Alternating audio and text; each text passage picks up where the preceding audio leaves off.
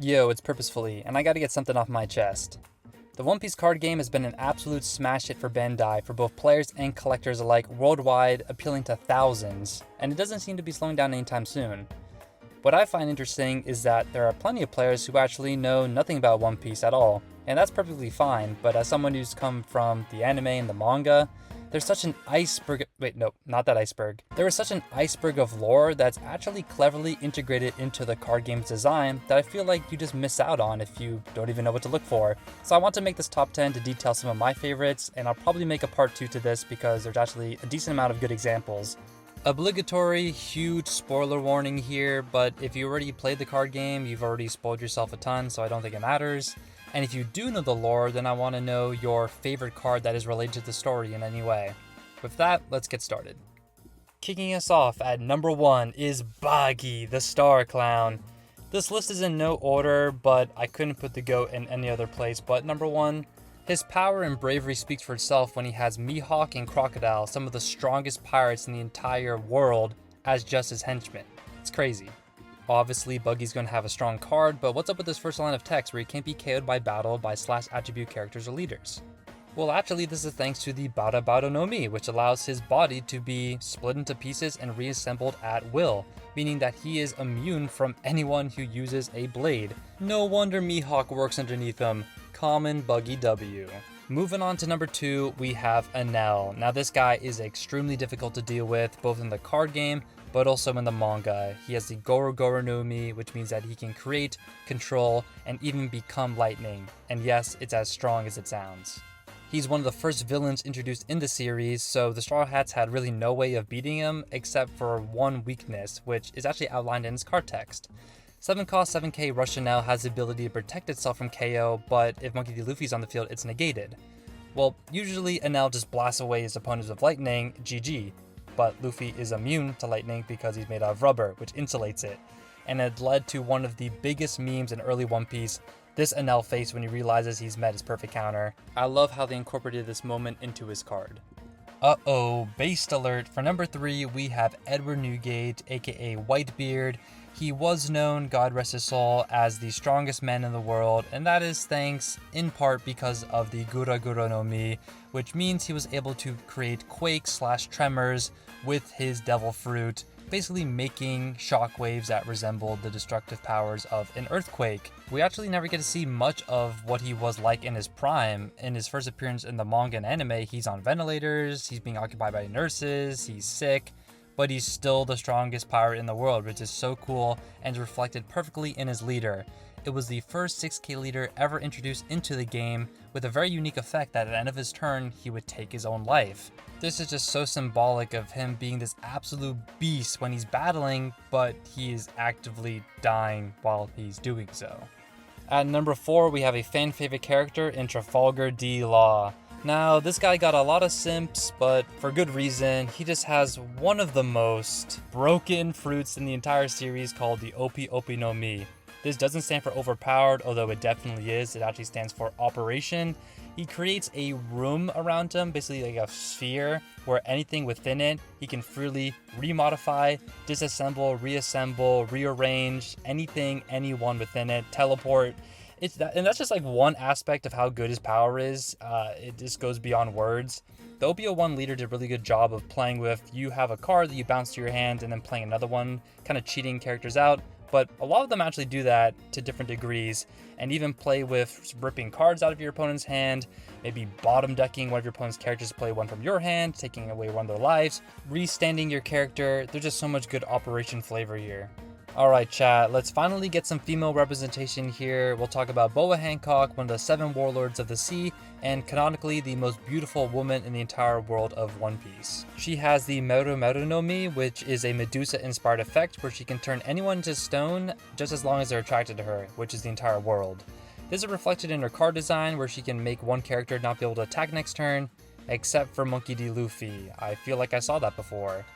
One time, Luffy was hit with this love beam by Boa Hancock, and Luffy just took the entire beam like a champ and was unaffected again.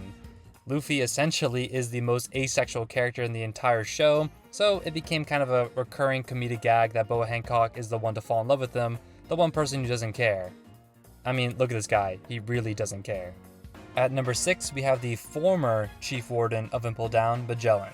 Impel Down is the max security prison for the world's worst criminals and pirates in One Piece, and thankfully Magellan was demoted after the much more deserving candidate of Hannibal was able to take his place as Chief Warden. But take nothing away from Magellan, he's a fearsome opponent through and through. He ate the Doku Doku no Mi, which means that he is a venom person.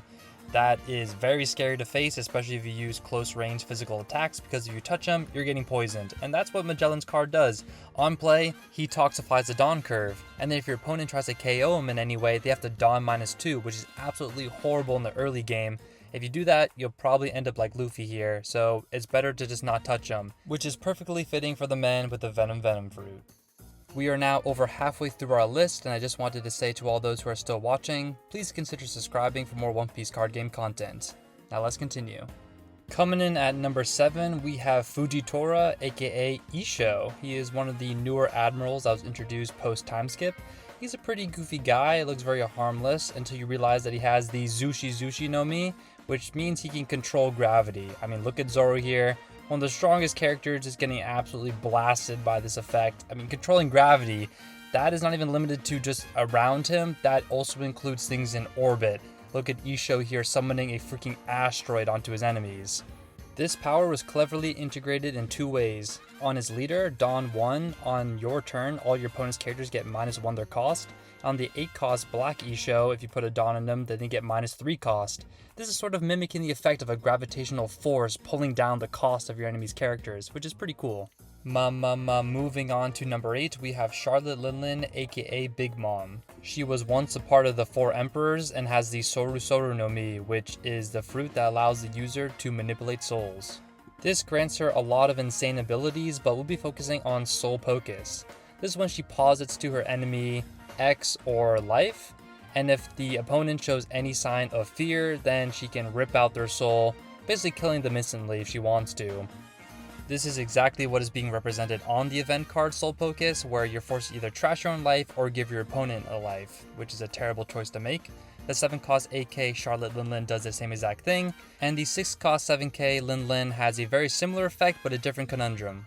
This damned if you do, damned if you don't dynamic translates really well to the card game and showcases Big Mom's unique abilities. But we don't talk about this card freaking sucks. Speaking of triggering yellow cards, let's talk about Charlotte Katakuri. He was one of the first pirates that we saw that had a bounty of over 1 billion berries, and naturally, he was extremely strong, and really dope.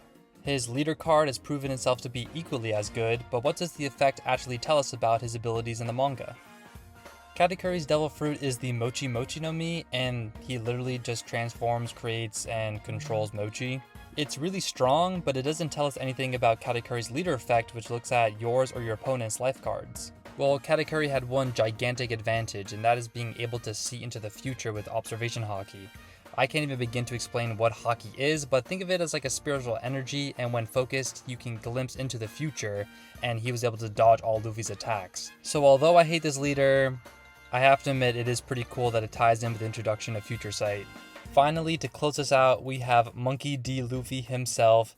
He has many cards in this game, but this one has to be the coolest for everything it represents and all the evolutions that Luffy has had up until this point in the story.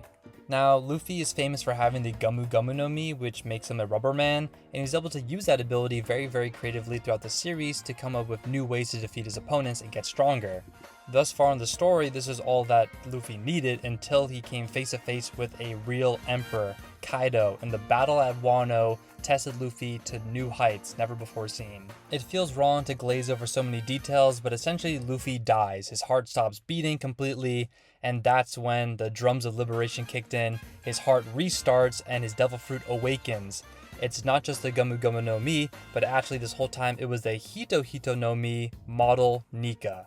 In this moment, Luffy now has the powers of Sun God Nika, and the results are quite literally absurd. This is truly the section where I can't explain all of the lore and the significance of what this means and what this means for Luffy moving forward, but just know that it's super dope and actually works really well with this card. Gear 5 Luffy on play lets you return all 10 of your Dawn to the Dawn deck in order to take another turn. This is such a good way of showing a restart your heart moment where now you may have almost no resources, but you got this 12k beat stick ready to smash your face in. Gear 5 lets you ramp a little bit, but you better be prepared for the consequences of having almost no Dawn compared to your opponent, and that is sort of the double-edged sword that comes with using Gear 5. If Luffy doesn't kill his opponent quickly, he's spent, and he's the one that's probably going to die instead. Well, I have to thank you so much for watching. If you don't know anything about One Piece, this probably sounds like a lot of gibberish at points, and for that, I apologize. And I also apologize to all the people who actually know the lore way better than what I do. So please comment below everything that I got wrong, and make sure to like and subscribe. Peace!